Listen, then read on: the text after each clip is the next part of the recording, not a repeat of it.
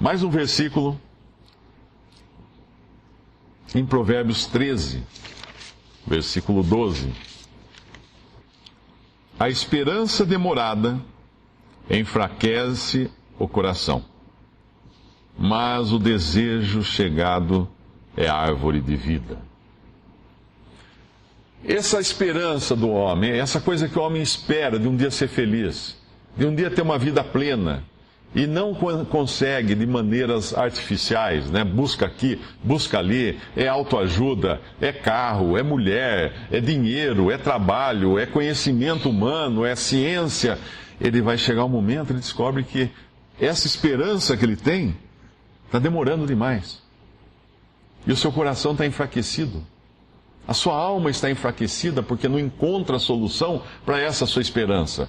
Não encontra fora de si essa solução nas coisas. Em si já não encontrou e fora de si não encontra.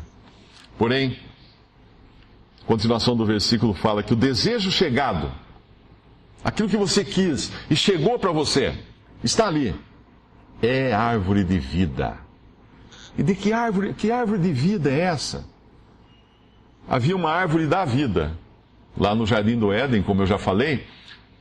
Não era a árvore da vida eterna, porque se Adão e Eva comessem daquele fruto daquela árvore, eles viveriam, não eternamente, porque eles viveriam para sempre.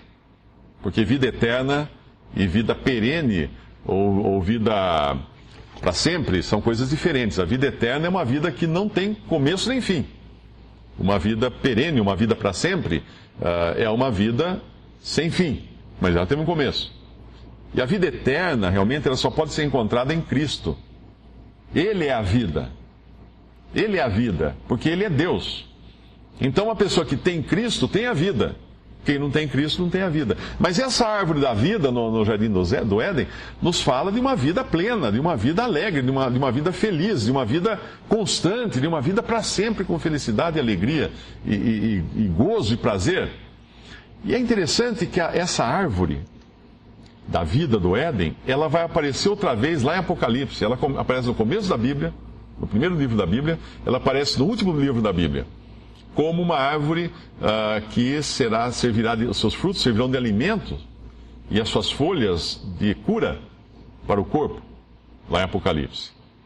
Então, uma árvore é algo que realmente pode nos sustentar.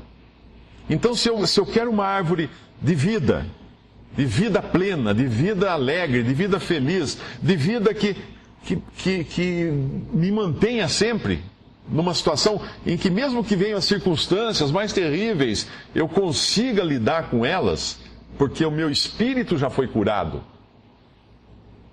O meu espírito já foi resolvido o problema, o meu mais interior do ser já foi resolvido. Então eu quero essa árvore. Agora vejam que curioso, por que Deus usa a palavra árvore em Gênesis e em Apocalipse?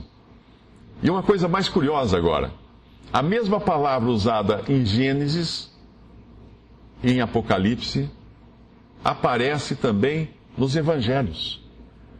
Infelizmente, nas nossas traduções, ela foi mudada, essa palavra. Usaram uma palavra diferente para cada situação, mas se você busca num original grego ou hebraico lá para o Antigo Testamento, é a mesma palavra, a árvore. A árvore foi traduzida no Novo Testamento, nos Evangelhos, por madeiro, em vários lugares. Mas é a mesma palavra. Vamos falar aqui de árvore. A mesma palavra árvore, que era a da vida lá no Jardim do Éden, é a mesma palavra sobre a qual Zaqueu subiu. Zaqueu subiu numa árvore para buscar ver o Senhor Jesus que passava. É a mesma palavra da árvore debaixo da qual o Senhor Jesus apareceu para Abraão com 2 anjos junto com ele e tiveram um jantar lá, uma ceia com Abraão, lá em Gênesis. É a mesma palavra, debaixo de uma árvore. E a mesma palavra para a qual foi usado o lugar onde Cristo foi crucificado. Ele foi crucificado, segundo a palavra original, numa árvore, no madeiro. Claro que não era uma árvore com folhas, com frutos, mas era um madeiro. Não sei se eu me fiz entender que é a mesma palavra usada para madeiro, é a mesma usada para tronco, é a mesma usada para árvore. Em todas essas passagens. Agora veja que curioso. Se por um lado nós temos uma árvore da vida e por outro lado nós temos uma árvore da morte, porque Cristo foi pregado no madeiro e a Bíblia fala que maldito aquele que for pendurado no madeiro. Maldito. A mesma coisa que poderia trazer vida, trouxe morte para um. Por que é que Cristo seria pregado nessa árvore, nesse madeiro, para morrer ali? Para justamente resolver a nossa situação do pecado. Aquele pecado que um dia destruiu o ser humano até o mais íntimo do seu ser, Deus só tinha um jeito para resolver isso. Um outro ser humano precisaria morrer no lugar do homem pecador. E isso Cristo fez no madeiro, na árvore, lá no monte do Calvário, do lado de fora de Jerusalém. Ali ele morreu. Ali ele entregou sua vida, depois de receber sobre o seu corpo os nossos pecados. Depois de ser feito maldição por nós, depois de ser feito pecado por nós. Deus então lançou toda a ira e o juízo que Deus tinha que lançar sobre o pecado e sobre o pecador, lançou sobre ele. Como se fosse um para-raio ali, recebendo toda a carga do juízo de Deus sobre o seu corpo. E naquelas 3 horas de trevas, ele entregou, depois de 3 horas de trevas, ele entregou a sua vida. Ele entregou o seu espírito, ele morreu, de vontade própria, ninguém matou ele. Ele simplesmente morreu porque ele tinha poder para morrer de vontade própria. Ele tinha poder de fazer cessar a sua vida naquele momento. Ele, o autor da vida, foi o autor do cessar da sua própria vida, da parada da sua vida, ali na cruz do Calvário, para que nós pudéssemos ter vida, não só vida, mas vida eterna, para que nós pudéssemos ter os benefícios dessa árvore que Deus não havia proibido a Adão lá no Éden, mas que Deus precisou vedar a Adão lá no Éden. Por quê? Porque depois da queda, se Adão e Eva comessem daquela árvore, do fruto da árvore da vida, eles viveriam para sempre, naquela condição horrível de pecado como nós hoje. Imagine você vivendo para sempre. Qual seria o melhor dos prognósticos para nós hoje, vivendo para sempre? Virar um zumbi, caindo pedaço do corpo, alguma coisa assim, porque esse corpo vai se desmontando por causa do pecado, das doenças, de tantas coisas que são abomináveis ao homem, né, à perfeição. Então Deus vedou, Deus bloqueou o retorno de Adão e Eva, expulsou os dois do jardim, mas bloqueou o retorno, colocou uma espada inflamada, colocou um anjo e uma espada inflamada na entrada do jardim para que Adão e Eva não voltassem ali, não comessem desse fruto, porque aquele fruto que era para trazer vida, alegria, perene para os dois, se transformaria numa maldição, se eles buscassem aquilo no estado, na condição de pecador. Mas quando você crê em Jesus como seu Salvador, quando você reconhece que Ele na cruz estava levando os seus pecados, Deus então vem e cura. O sangue de Jesus Cristo, seu Filho, nos purifica de todo o pecado. Aquele problema interior de nós, no nosso interior, é eliminado, é resolvido. Aquele câncer é extirpado. O câncer do pecado no homem é extirpado. Agora você pode ter os benefícios dessa árvore da vida. Agora você pode ter tudo o que ela representa. E o que ela representa? Pensa numa árvore. Porque Cristo morreu no madeiro, aquela árvore sem galhos, sem folhas, sem raízes, sem nada, um tronco nu. E ele morreu nu, pregado em um tronco nu. Uma cruz, né? Uma cruz, um tronco e outra trave em cima. Mas ele morreu assim ali. Mas porque ele morreu ali, nós podemos ter os benefícios de uma árvore. Da árvore da vida. E que benefícios são que Deus queria nos dar na árvore? Pensa numa árvore. Uma árvore tem folhas. Você já correu para debaixo de uma árvore para se esconder do sol quente? Uma árvore refresca. Uma árvore traz refrigério. Uma árvore traz sombra. Uma árvore embeleza uma paisagem. Quem já viu um país quando vem o frio, que as árvores perdem suas folhas, é uma coisa que deprime. Você olha aquilo, são aqueles esqueletos assim na paisagem. Aí vem a primavera, começa a florir tudo aquilo, vem as folhas e tudo fica lindo, tudo bonito, tudo com vida. E uma árvore tem vida. Uma árvore dá frutos, dá alimento. Uma árvore sustenta. Uma pessoa pode ser sustentada por árvores frutíferas. Como no Jardim do Éden, Deus deu as árvores e os seus frutos para o homem se alimentar. Uma árvore tem um tronco. O homem até hoje não conseguiu produzir um material tão resistente, tão leve, tão versátil como a madeira.